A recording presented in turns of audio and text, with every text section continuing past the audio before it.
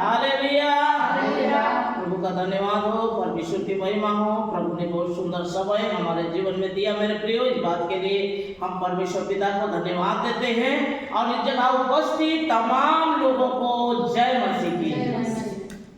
Hallelujah. आइए हम इस समय परमेश्वर के वचन में से देखेंगे परमेश्वर हमको वचन के माध्यम से क्या कहना चाहते हैं। मेरे प्रियो, हम इस समय देखेंगे भजन संहिता 138 उसके 8वें पद को हम देखेंगे। यहोवा तेरे लिए सब कुछ पूरा करेगा क्योंकि उसकी करुणा सदा की है। यहोवा परमेश्वर हमारे लिए सब कुछ पूरा करेगा, जो हम चाहते हैं, जो हमारे स्वप्न है, जो हमारी सोच है, जो हमारी चिंता है। आज का विषय मेरे प्रियो चिंता। हम चिंता के विषय में देखेंगे। हर एक प्रत्येक मनुष्य को उसके जीवन के लिए चिंता लगे रहता है। कैसे चिंता हम देखेंगे। मत्ती रचित सुसमाचार 6वें अध्याय 31 पद में लिखा है कि हम क्या खाएंगे, क्या पिएंगे, क्या पहनेंगे, ये सारी चिंताओं में लोग रहते हैं। कल कैसा होगा, कल हमारा भविष्य कैसा होगा, हमारे जीवन में कैसे हम आगे बढ़ पाएंगे। तो बाइबल बताती है, परमेश्वर कहते हैं अन्य जाति इन सब खोज में लगे रहेंगे। हालेलुया। अन्य जाति इन सब खोज में लगेंगे, क्योंकि परमेश्वर का वचन में लिखा है मत्ती रचित सुसमाचार 6वां अध्याय 33 पद, पहले तुम राज्य और धर्म की खोज करो, सारी वस्तुएं अपने आप मिल जाएगी। सब कुछ मिल जाएगा अगर हम राज्य और धर्म की खोज करें। तो परमेश्वर का वचन में लिखा है राज्य और धर्म का खोज क्या होगा? प्रार्थना, परमेश्वर के साथ लगे रहना, परमेश्वर की संगति में लगे रहना, परमेश्वर से प्रार्थना करना। मेरे प्रियो, धर्म और राज्य की खोज। इसलिए पहला पत्रस की किताब 5 अध्याय 7 पद में लिखा है तू अपनी सारी चिंता मुझ पर डाल दे। हम सारी चिंता, सारी बोझ को हम परमेश्वर के ऊपर में डाल देना है। कैसे डालेंगे? प्रार्थना के साथ में। जब एक बीमार एक व्यक्ति पड़े रहता है, उस समय यही चिंता करता है कि मेरा उपचार कैसा होगा, मेरा ट्रीटमेंट कैसा होगा, मैं दवाई कर रहा हूँ लेकिन कोई भी राहत नहीं मिल रहा है, मैं कैसे करूँ, इससे मैं कैसे उठूँ, ये बीमार से कैसे मैं बाहर निकलूँ। बस यही चिंता उसके जीवन में लगे रहता है। मेरे प्रियो, चिंता को चिता के समान कहा गया है। हालेलुया। चिंता चिता के समान है। जैसे कि पेड़ सूख जाता है और वो धीरे धीरे उसके पत्ते मुरझा जाते हैं, सूख जाता है, जड़ उसका सूख जाता है और वो पेड़ पूरी रीति से खत्म हो जाता है। तो वह आग में झोंका जाता है, चिता के लिए झोंका जाता है। वैसे ही मनुष्य के जीवन भी है। जब वह चिंता करता है, धीरे धीरे निराश उदास अपने जीवन में मायूस हो जाता है और वह एक अपने आप को चिंता एक चिता की ओर ले जाता है। हालेलुया। इसलिए परमेश्वर कहता है तू अपनी सारी चिंता मुझ पर डाल दे क्योंकि मुझे तेरा ध्यान है। आज मेरी बेटी को क्या जरूरत है, मेरा बेटा को क्या जरूरत है, वे सारी बातों को परमेश्वर जानता है। हालेलुया। उसे हमारा ध्यान है। वो हमसे चाहता है कि मेरे पास आए, मुझसे प्रार्थना करे, मुझसे मांगे, क्योंकि बाइबल मत्ती रचित सुसमाचार 7वां अध्याय 7वां पद में लिखा है मांगो तो तुमको दिया जाएगा, ढूंढो तो पाओगे, खटखटाओ तुम्हारे लिए खोला जाएगा। हम मांगना नहीं चाहते, हम मांगना नहीं जानते। फिर जब हम कोई काम हमारा पड़ जाता है, हम तुरंत तैयार हुए काम में निकल जाते हैं, बिजनेस में निकल जाएंगे, काम में निकल जाएंगे, नौकरी में निकल जाएंगे, व्यवसाय में निकल जाएंगे, लेकिन परमेश्वर से मांगना नहीं जानते कि थोड़ी देर बैठकर हम परमेश्वर को समय दें, उससे प्रार्थना करें कि प्रभु मैं यहाँ ये काम से जा रहा हूँ या जा रही हूँ, मेरे ये काम को सफल करना पिछले दिन कुछ परिवार आए थे, बता रहे थे कि हम लोग चर्च जाते हैं लेकिन पति नहीं जाते, मिस्टर नहीं जाते, वो अपने काम में निकल के चले जाते हैं। फिर कहते हैं कि मैं कर्ज का बोझ है, बहुत चिंता हूँ, बहुत निराशा में हूँ, बहुत दुख में हूँ, परिवार को पालने की चिंता, मैं कैसे करके इनको मैं चला रहा हूँ, ये गाड़ी का किस्त, वो गाड़ी का किस्त पटाना, बहुत सारी दुख और चिंता निराशा हमारे जीवन में है। बीमार एक के बाद एक बीमार छूट नहीं रहा है और कर्ज के ऊपर कर्ज हमारे जीवन में है, लेकिन परमेश्वर से मांगना नहीं जानते। हालेलुया। एक परिवार आए बीते दिन, बोलने लगे हम एक जमीन तो लेकर रखे हैं लेकिन उसका रजिस्ट्रेशन हो नहीं पा रहा है, कोर्ट में उसका केस चल रहा है, बहुत दुखी में है, बहुत निराश में है, बहुत चिंता में है, कैसे करके वो जमीन हमारे हाथ में लगे, हम बहुत परेशान हैं। बीते दिन एक परिवार आए, बेटी के शादी के लिए रिश्ता तो इधर उधर से आ रहा है लेकिन रिश्ता कहीं ठीक नहीं हो पा रहा है। कई लोग तो कहते हैं मकान बनाना चाहते हैं लेकिन मकान बना नहीं पा रहे हैं। इस प्रकार से मेरे प्रियो नाना प्रकार से लोगों को चिंता, परेशानी, उदासी, निराशा उनके जीवन में आते चले जा रहा है। इसमें बाइबल बताती है, पत्रस के पहला पत्र 5वां अध्याय 7 पद में लिखा है, तुम अपनी सारी चिंता मुझ पर डाल दो क्योंकि मुझे तुम्हारा ध्यान है। वो परमेश्वर जानता है हमारी आवश्यकताओं को, वो परमेश्वर जानता है हमारी जरूरतों को, वो परमेश्वर जानता है हम बेटा और बेटी इन्हें क्या जरूरत है, इस बातों को जानता है, लेकिन हम उनके पास रखना नहीं जानते, बताना नहीं जानते, क्योंकि हम परमेश्वर इतना सामर्थ्य है, इस बातों को हम नहीं जानते। मेरे प्रियो, जो दरवाजा बंद है उसे खोलने की सामर्थ्य रखने वाला वो यहोवा हमारे साथ में है। हालेलुया।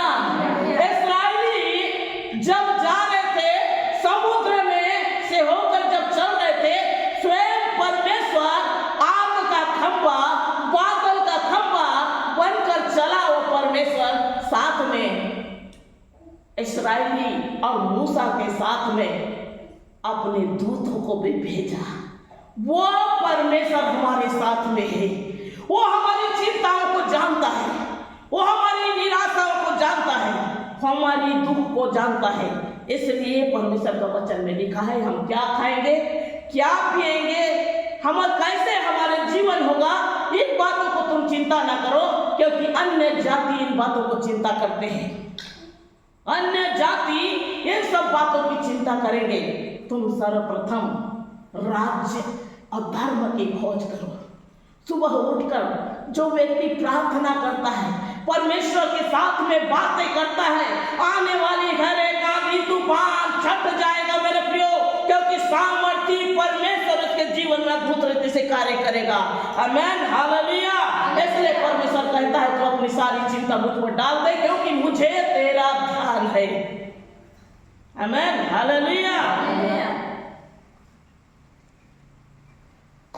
Thank you Jesus. इसलिए परमेश्वर के वचन में से हम देखेंगे नीति वचन 3 अध्याय उसके 6वें पद को देखेंगे। परमेश्वर के वचन में लिखा है, उसी को स्मरण कर और सब काम कर तो वह सीधा मार्ग निकालेगा। हालेलुया।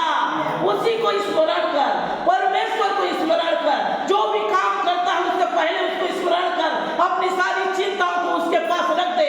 प्रभु मेरी ये जरूरतें हैं, परमेश्वर मेरी आवश्यकताएं हैं, परमेश्वर ऐसे काम में मैं आज जा रहा हूँ या जा रही हूँ, परमेश्वर तू मेरी प्रार्थना को सुनना उत्तर दे। उसी को स्मरण कर और सब काम कर, वह तेरे लिए सीधा मार्ग निकालेगा। हालेलुया।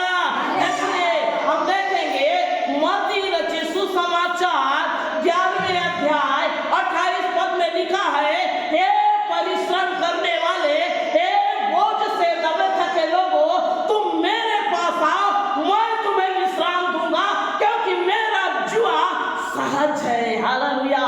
प्रार्थना करना सहज है, परमेश्वर की उपस्थिति में बैठना सहज है, परमेश्वर की महिमा करना सहज है, क्योंकि मेरा जुआ सहज है। हे बोझ से दबे थके लोगों, हे परिश्रम करने वाले, हे भारग्रस्त लोग, हे बीमार में पड़े लोग, हे निराशा में पड़े लोग, हे चिंता में पड़े लोग, तुम मेरे पास आओ, मैं तुम्हें विश्राम दूंगा, मैं तुम्हें शांति दूंगा। कहने वाला यहोवा कहता है। वो आलसी को नहीं बुलाता मेरे प्रियो, हालेलुया। वो आलसी को नहीं बुलाता, वो परिश्रम करने वालों को बुलाता है, काम करने वालों को बुलाता है, जो अपने जीवन में चाहता है आगे बढ़ूं। ऐसे लोगों को परमेश्वर बुलाता है, कहता है ये बोझ से दबे तक के लोगों, तुम मेरे पास आओ, मैं तुम्हें विश्राम दूंगा। आमीन, हालेलुया।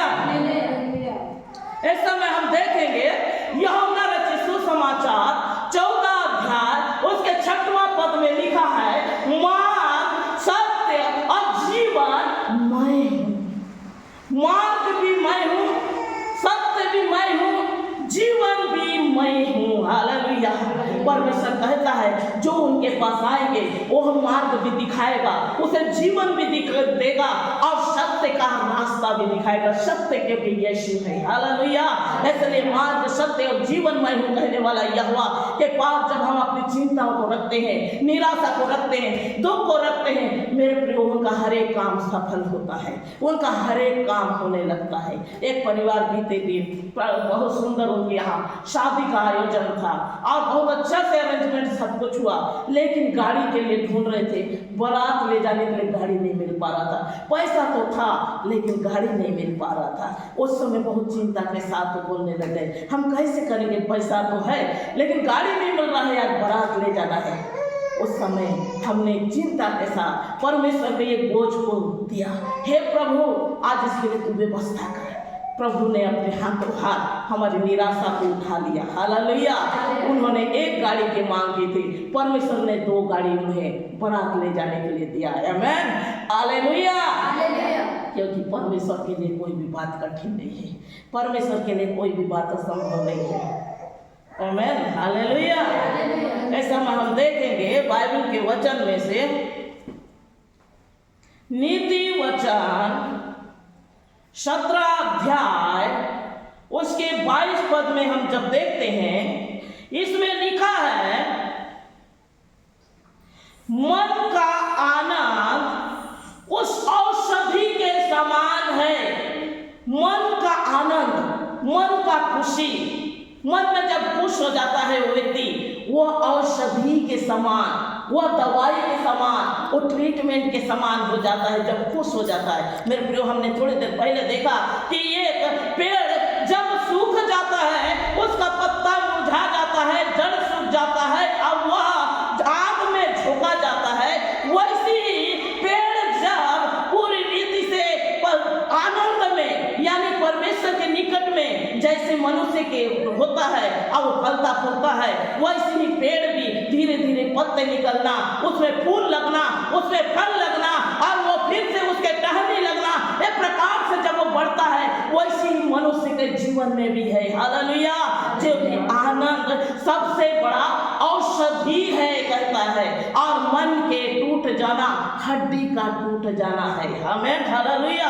इसमें लिखा है मन के टूटने से हड्डी सूख जाता है, पूरी रीति से वह सूख जाता है। नीति वचन में हम देखते हैं 17 अध्याय 22 पद में लिखा है, मन का आनंद औषधि है यानी दवाई है। जब हम खुश हो जाते हैं तो ऑटोमेटिक हमारे जीवन के बीमारी भी दूर हो जाता है, निराशा भी दूर हो जाता है, चिंता भी दूर हो जाता है, समस्या भी दूर हो जाता है। मेरे प्रियो, मन का आनंद किसके पास जाने से हमें मिलेगा? यहोवा के पास। हालेलुया। क्योंकि जो दरवाजा मनुष्य खोल नहीं सकता, वो दरवाजा को खोलने की सामर्थ्य रखने वाला यहोवा हमारे साथ में है, वो परमेश्वर हमारे साथ में है। एक परिवार आए, बोलने लग गए कि हमारी बेटी इतना इतना साल हो गई, 15-16 साल हो गया, ये लोग शादी ब्याह तो हुए हैं लेकिन इनके यहाँ संतान नहीं है। संतान नहीं होने के कारण बहुत ही निराश में है, बहुत ही दुखी में है, बहुत ही चिंता में है। ऐसे बहुत सारे परिवार नाना प्रकार की चिंताओं को लेकर इस जगह में आते हैं। Hallelujah, hallelujah. लेकिन वो यहोवा, वो गर्भ को खोलने वाला यहोवा, परमेश्वर पिता, वो बंधन को खोलने वाला यहोवा अपना काम करना शुरू कर दिया। आमीन, हालेलुया। और उनके घर में संतान की आशीषें हुई। Hallelujah, hallelujah. इस समय हम देखेंगे परमेश्वर के वचन कि परमेश्वर हमें कभी भी निराश होने नहीं देता, परमेश्वर हमें कभी भी हताश होने नहीं देता मेरे प्रियो। इसलिए जब हम परमेश्वर के पास तन और मन के साथ जाते हैं, परमेश्वर हमारी हर एक मनोकामना को पूरा करता है। आमीन, हालेलुया। इस समय हम देखेंगे नीति वचन 10 अध्याय उसके 3 पद में लिखा है, धर्मी को यहोवा भूखे मरने नहीं देता। हालेलुया। धर्मी कौन है? जो परमेश्वर के करीब में है, जो परमेश्वर की महिमा कर रहा है, जो परमेश्वर को भय को मानता है, जो परमेश्वर की आज्ञा को मानता है, जो परमेश्वर की विधि को मानता है, जो परमेश्वर के आज्ञा अनुसार अपने जीवन को व्यतीत करता है, वह धर्मी व्यक्ति के लिए परमेश्वर का वचन कहता है, धर्मी को परमेश्वर भूखे मरने नहीं देता, लेकिन परंतु दुष्टों की अभिलाषा भी पूरी होने नहीं देगा। हालेलुया। जो दुष्ट लोग हैं उसकी अभिलाषा भी पूरी नहीं होगा।